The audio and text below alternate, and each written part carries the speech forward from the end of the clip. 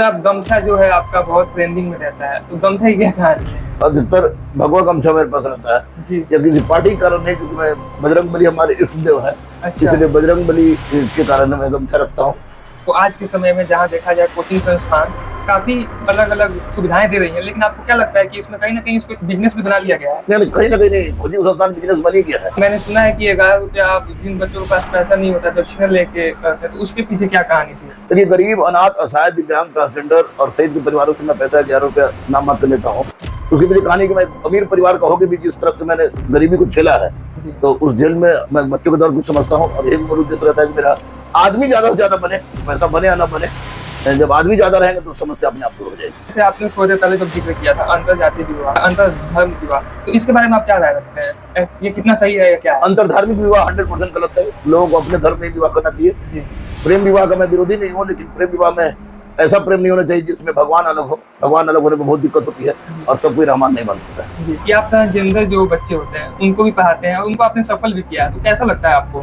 ऐसी बात है कि गांधी को मैं मानता हूँ, विवेकानंद हमारे आदर्श है, तो ऐसी परिस्थिति में मैं समाज के अंतिम पंक्ति में बैठे व्यक्ति को सफलता दिलाना मेरा मूल उद्देश्य होता है। अब मुझे लगता है कि ये ट्रांसमैन या ट्रांसवोमेन जो है, उनसे ज्यादा कोई समाज के अंतिम पंक्ति में कोई नहीं है। तो 8 ट्रांसजेंडर को बिहार पुलिस में, 1 ट्रांसजेंडर को एक्साइज सिपाही में और 3 ट्रांसजेंडर को सब इंस्पेक्टर बना के निश्चित रूप से गौरवान्वित अनुभव हो रहा है। नमस्कार देशवासियों, मेरा नाम मनीष यादव है। आज के पॉडकास्ट में आपका स्वागत है।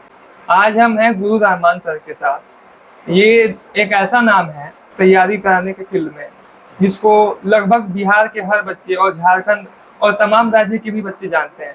तो सर, आपका बहुत स्वागत है हमारे चैनल में। बहुत बहुत धन्यवाद, बहुत बहुत धन्यवाद। सर, अपने बारे में कुछ बताएं हमारे दर्शकों को। मेरा नाम, वास्तविक नाम मोतिउर रहमान खान हुआ। मैं मूल रूप से औरंगाबाद का हूँ। जन्म मेरा सारण में हुआ है और शिक्षा दीक्षा बनारस और पटना में हुई है। और कर्मभूमि जो आपको है, और कर्मभूमि मेरा पटना रहा, ससुराल मेरा जमुई है। और मेरी पत्नी है अमिता कुमारी, मेरी बेटी है अदम्य अदिति, मेरा बेटा है अभिज्ञान अर्जित। मैंने ट्रिपल MA किया है, 2 PhD किया है। अच्छा। और बच्चों को पढ़ा रहा हूँ, 94 पढ़ा रहा हूँ।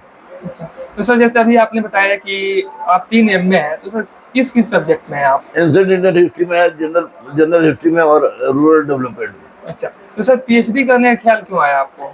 PhD आदमी बैठा बैठा क्या कर चुका, आदमी पढ़ा रहा था तो उसमें कभी हुआ RD तो बस यूं ही कर लिए, लेकिन जो कि PhD हम एंशिएंट इंडियन हिस्ट्री में किए थे तो सोचे कि एक और हिस्ट्री में कर ले तो टोटल हिस्ट्री को ये हो जाएगा। और असिस्टेंट प्रोफेसर बनने का भी सोच रखे हुए थे, जो किसी कारणवश नहीं हो पाया।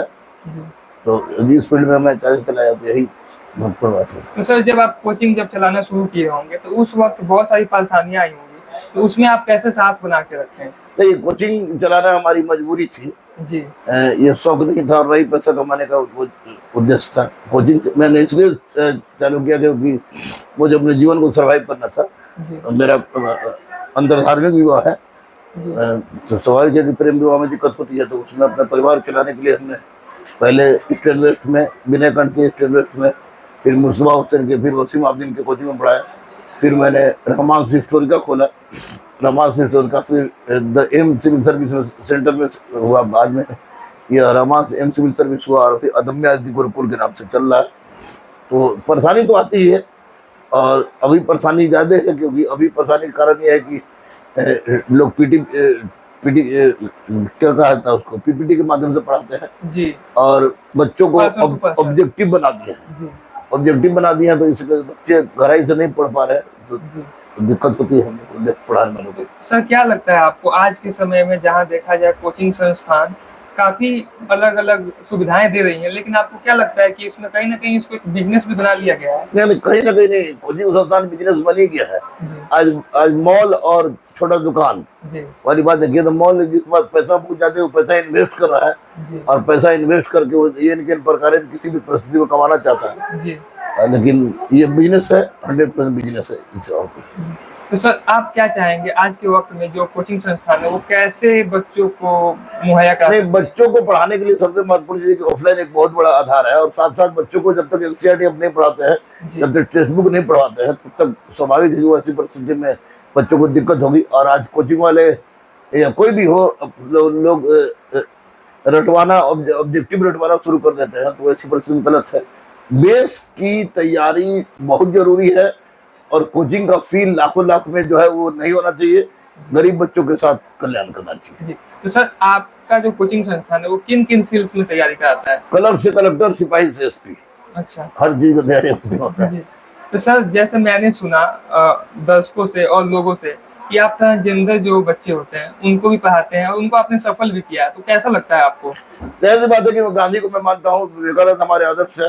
जी तो ऐसी परिस्थिति में मैं समाज के अंतिम पंक्ति में बैठे व्यक्ति को सफलता दिलाना मेरा मूल उद्देश्य होता है। जी अब मुझे लगता है कि ये ट्रांसमैन या ट्रांसवोमेन जो है, उनसे ज्यादा कोई समाज के अंतिम पंक्ति में कोई नहीं है। जी तो 8 ट्रांसजेंडर को बिहार पुलिस में, 1 ट्रांसजेंडर को एक्साइज सिपाही में, और 3 ट्रांसजेंडर को सब इंस्पेक्टर बना के निश्चित रूप से गौरवान्वित अनुभव हो रहा है, गर्व का पल अनुभव कर रहे हैं, और ये सब साक्षात ईश्वर की देन है।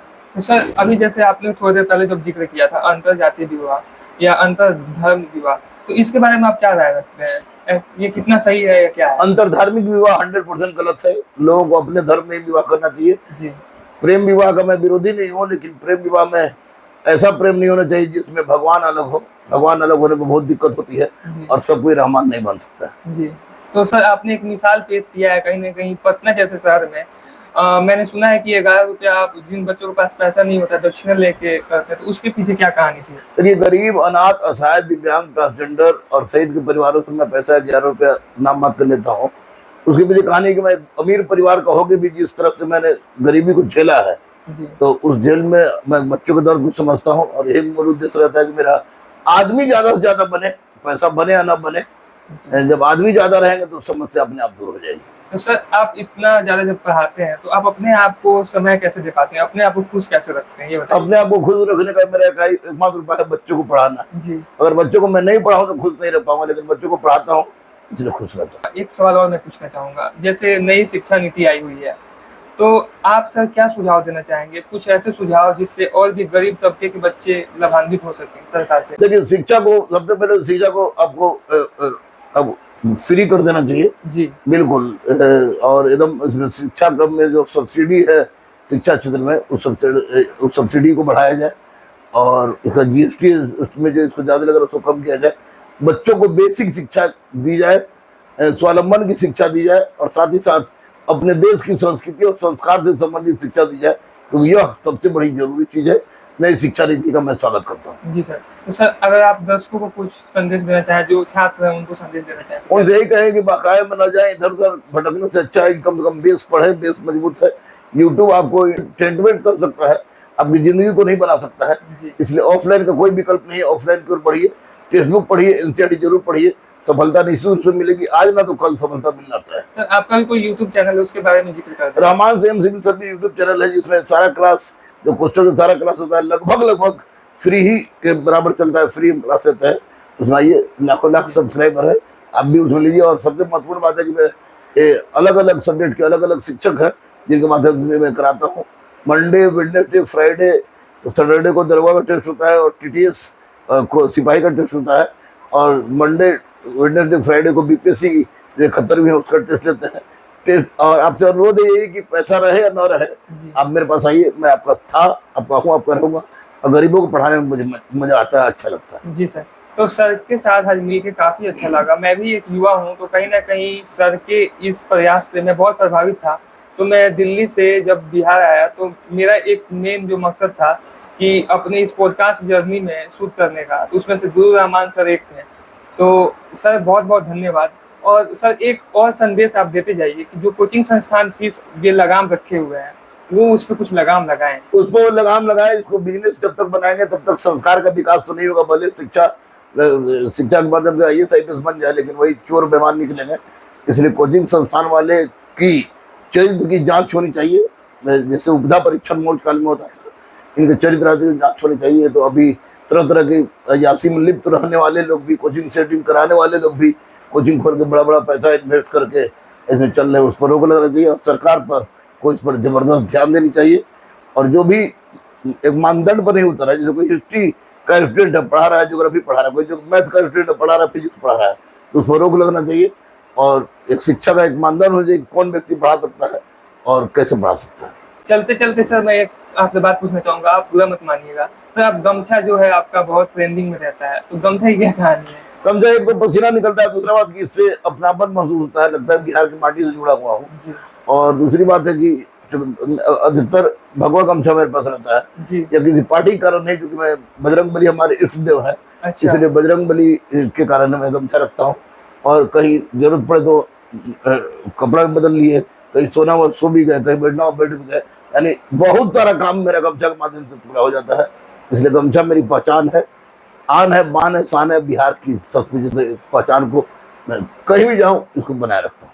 तो गुरु रहमान जो सर हैं केवल एक शिक्षक ही नहीं, शिक्षक के साथ साथ जितने भी धर्म के लोग हैं, जैसे सर ने बताया कि ये भगवा गमछा भी रखते हैं, तो कहीं ना कहीं दिवाली में सोन पापड़ी भी खिलाते हैं और ईद में सेवैयां भी खिलाते हैं। बिल्कुल बिल्कुल बिल्कुल। तो सर बहुत बहुत थैंक यू, आपने अपना समय दिया। दर्शकों इस वीडियो को ज्यादा से ज्यादा शेयर कीजिए ताकि अच्छी चीजें लोगों तक पहुंच सके, ताकि आज का युवा गलत डायरेक्शन की जगह सही डायरेक्शन पे जाए।